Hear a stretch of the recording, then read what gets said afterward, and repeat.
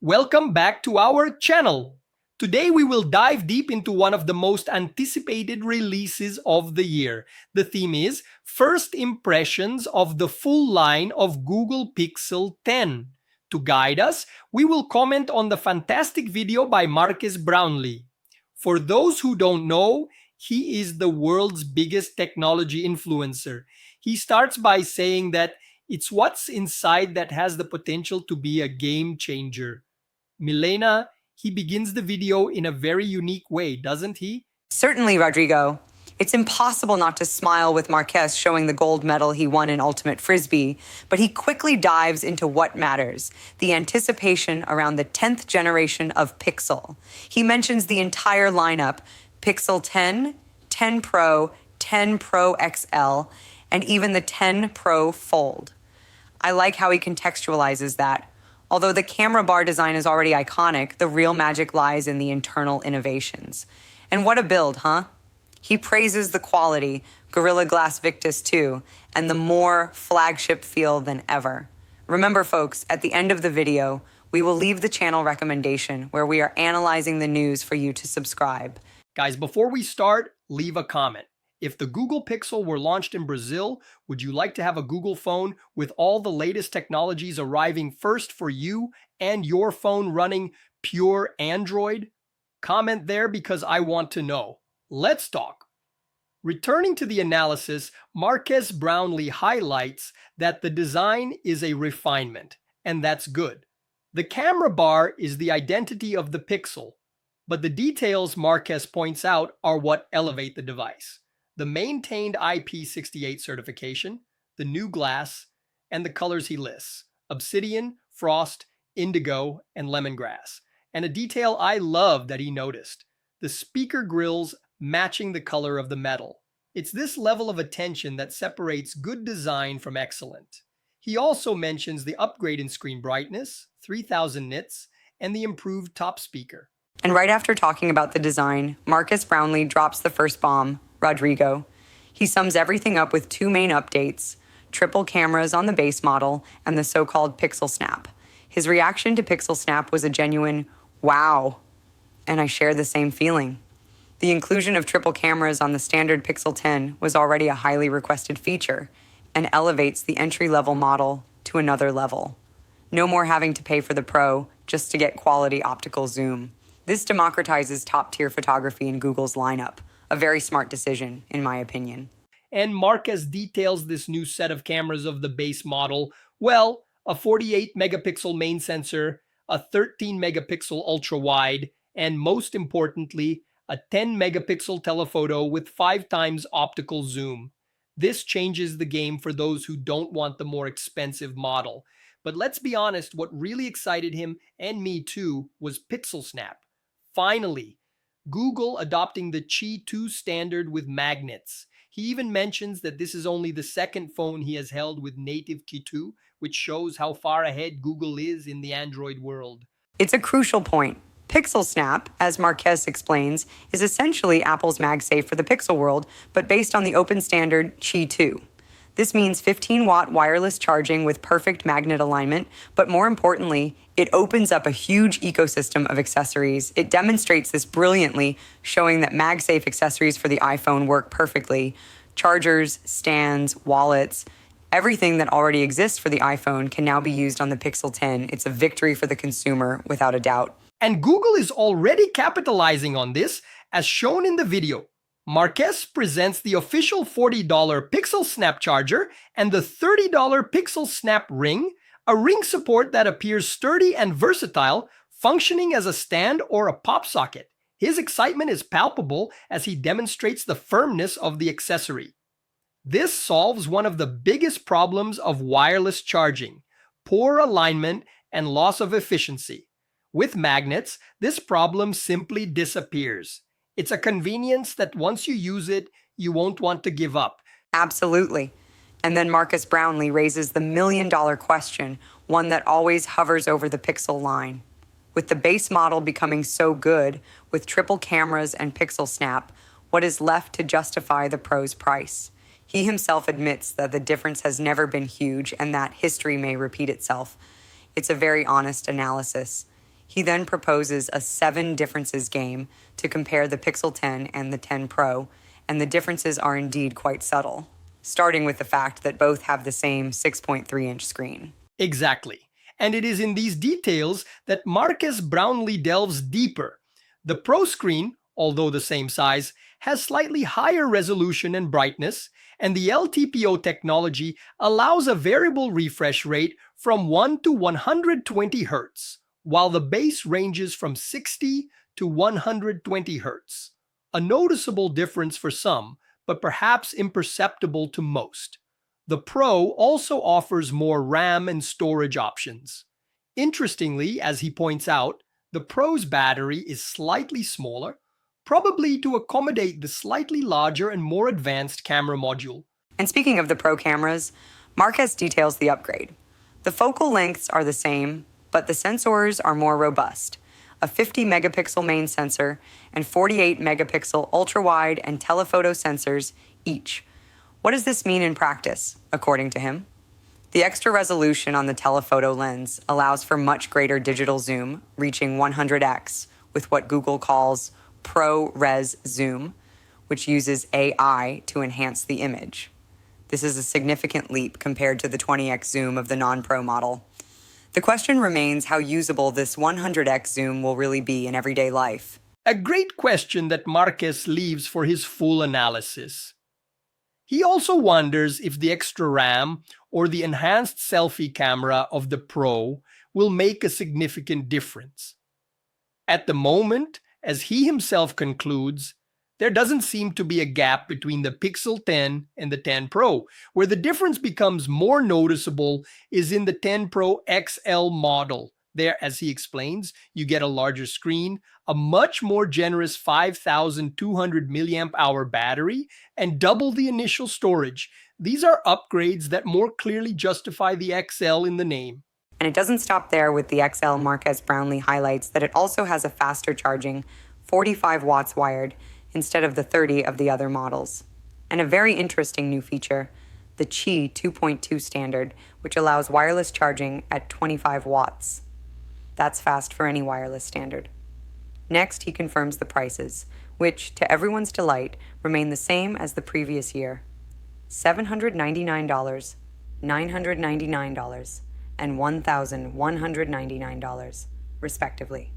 Keeping the price with so many upgrades is a very aggressive and positive strategy by Google. And then, the foldable star, the Pixel 10 Pro Fold. Marques approaches this device with the right perspective. What did Google learn from the first generation?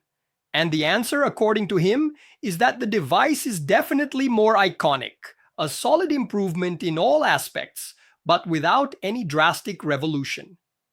The main focus of the improvement and the most important part of a foldable was the hinge. He describes the new gearless hinge, which is smaller and allowed for a significant reduction in the side frame.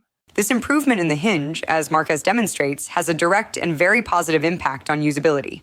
The external screen now looks much more like that of a normal cell phone, without the strange displacement of the previous model. He praises the closed device, with its 6.4-inch external screen. And then comes another big novelty that visibly impressed him, full IP68 certification, resistant to dust and water. He believes it is the first foldable to achieve this and gives due credit to the hinge engineers. It is a remarkable feat of engineering. When opening the device, Marques shows us the 8-inch internal screen, which he describes as similar to the previous one, with still perceptible but not terrible crease. He lists the internal upgrades, a slightly larger 5,000 milliamp hour battery, the Tensor G5 processor, 16 gigabytes of RAM, and of course, the beloved Pixel Snap with 15-watt Qi 2 charging. The cameras have also been updated with a new 48 megapixel main sensor. The price, like the others, remains at $1,799, a consistent evolution. But Marques is also critical and honest, and that's why his channel is so respected. He admits that, despite improvements, the Pixel Fold does nothing that other foldables haven't already done. It's not the thinnest, it doesn't have the smallest crease, nor the fastest charging, or the most incredible cameras. IP68 and Pixel Snap are welcome new features, but the true differentiator, according to him, is just one: being a pixel. And that's where the video shifts focus from hardware to what truly defines these devices, the software. This is the central point of MKBHD's thesis. He argues that Google has never competed in raw hardware numbers, such as 100 megapixel cameras or 100-watt charging. The Pixel's tradition is to be the smartest phone in the room through useful software, and he presents two new features that, in his words, are things that only Google could do: magic cues and conversational editing. The concept of magic cues is fascinating, and he demonstrates it very clearly. The demonstration of magic cues is jaw-dropping, Rodrigo. In the MKBHD example, a friend asks via message where the dinner reservation is. The phone detects the question and automatically searches for the answer in the confirmation email in the user's Gmail, displaying a speech bubble to respond with a tap. It's the perfect integration of Google services. Another example, a friend asks to call an airline. The phone suggests the number, and during the call, it displays flight information and the confirmation code on the screen. It's an absurd convenience. As Marquez aptly points out, Google can do this because it already knows everything about us. Our emails, flights, events. The novelty is not the possession of information, but the smart and proactive way of presenting it exactly when we need it. It's the kind of feature that may seem small, but in daily use completely transforms the experience. And if this already sounds like science fiction, what he shows next with photo editing is even more impressive. The conversational edition is the future, and Marcus Brownlee gives us a glimpse of it. The idea is that you no longer need to know how to use editing tools. You simply speak or type what you want. He uses a perfect example, a great photo of his parents, but the father is holding a plastic bag. He simply asks the phone, delete the plastic bag. And after a few seconds of cloud processing, the photo appears with the bag removed perfectly. His reaction of, "It's kind of crazy that this actually works," sums it all up. And he pushes the feature to the limit. He asks to turn a cloudy sky into blue, and the result is surprisingly good. He asks to add things to the photo, and the phone does it effortlessly. He notes that the limitations seem to be the same as those of Magic Editor, mainly not altering faces, but otherwise, creativity is the limit. The point he raises about empowering the family tech support is brilliant. That person who always asks you to fix the photo can now do it alone by talking to the phone. Exactly. And the best part, as Marquez Brownlee announces, is that this conversational edition will not be exclusive to Pixel 10. It will come to Google Photos for everyone. It is a democratization of AI editing. He also briefly mentions other features, such as the Pixel Journal app and live voice translation during calls, which use AI to replicate the user's voice in another language. According to him, any of these features could be the killer feature that retains a user in the Pixel ecosystem, just as call screening was in the past. After focusing on the software, he returns to the hardware to talk about the heart of the devices, the Tensor G5 processor. He is quite pragmatic here. Being a 3nm chip, he does not expect a magical performance leap that would put it on the level of the Snapdragon 8 Elite in benchmarks.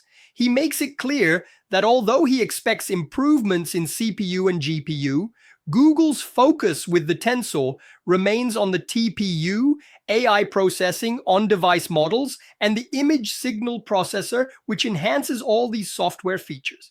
This is an important analysis. Marcus admits that as a tech nerd, the lack of focus on raw performance is a bit disappointing. But at the same time, he reports that in his initial impressions, the phones seem very smooth and fast. The fluidity when navigating through Android 16 with the new Material 3 expressive interface and multitasking was excellent. The big question he leaves hanging is about long-term performance, something only a comprehensive analysis can answer. The Pixel 10 line seems to be a solid and smart evolution. The biggest wins are the democratization of features such as triple cameras on the base model and the implementation of Pixel Snap, Qi 2 across the entire line, opening up a world of accessories. Google continues to bet that software intelligence with features like magic cues and conversational editing is more important than hardware brute force. A bold bet, but one that once again seems to have paid off. Guys, don't forget the question at the beginning of the video. If the Google Pixel were launched in Brazil, would you like to have a Google phone with all the latest technologies arriving first for you and with your phone running pure Android? This video doesn't end now. It continues with us chatting in the comments. If you find this video interesting, I invite you to become a channel member and like this video. Up here on the top right, I will leave a video suggestion for you to continue with me. Exactly. As always, thank you very much for watching. I am Rodrigo, she is Milena, and we'll see you next time with more news.